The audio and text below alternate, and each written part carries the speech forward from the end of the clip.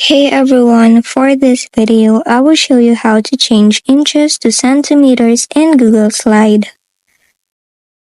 First, go to your slide. Now, click an element from your Google Slide. Then on the upper ribbon, click on Format Options. Click on Position, and as you can see, it is in inches.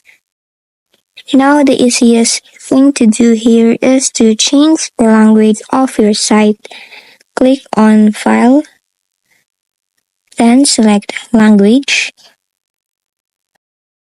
As you can see here, it is in English United States. In United States, they are using inches instead of centimeters. What you will do is choose another language.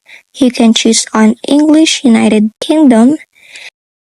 And as you can see, all the units to your Google Slides turn into centimeters from inches. And that's it. If this video helped you, don't forget to like, subscribe, and hit the bell icon.